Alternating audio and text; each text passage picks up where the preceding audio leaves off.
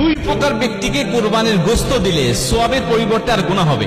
নবীজি সাল্লাল্লাহু আলাইহি ওয়াসাল্লাম কঠোরভাবে নিষেধ করেছেন এই দুই ব্যক্তিকে কুরবানির গোশত দেওয়ার জন্য, অথচ আমরা এদেরকে দিতে খুব বেশি আনন্দ ফিল করি এবং সওয়াব মনে করে তাদেরকে দেই।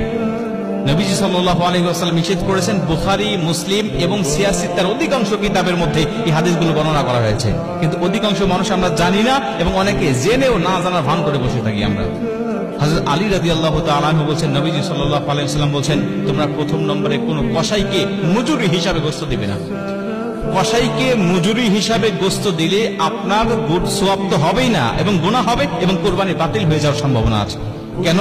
কারণ আপনি কসাইকে নিযুক্ত করেছেন, আপনি অবশ্যই কসাইকে পারিশ্রমিক দিবেন, তবে গোশত নয়। আপনি যেই পশুটা কুরবানি দিয়েছেন এই পশু থেকে আপনি মজুরি হিসাবে সেই কসাইকে দিবেন, এটা নবীজি সাল্লাল্লাহু আলাইহি ওয়াসাল্লাম কঠোরভাবে নিষেধ করেছেন। আপনি কসাইকে নিযুক্ত করার পূর্বে তার সাথে আপনাকে চুক্তি করতে হবে, আপনি অবশ্যই তাকে পারিশ্রমিক দিবেন, তাকে ঠকাবেন না, কোনোভাবেই নয়। এবং নবীজি তো মজুরিদেরকে বলেছেন যে তার গায়ের ঘাম শুকিয়ে যাওয়ার আগে তার পাওনাটাকে বুঝিয়ে দাও। অতএব সেই নবী কখনোই তাদেরকে ঠকাবেন না। নবীজি সাল্লাল্লাহু আলাইহি ওয়াসাল্লাম বলছেন অবশ্যই তাদেরকে মজুরি দিতে হবে, পারিশ্রমিক দিতে হবে, কিন্তু এই কুরবানির পশু থেকে নয়, দিতে হবে তোমার ইনকামের মধ্য থেকে, তোমার সম্পদের মধ্য থেকে।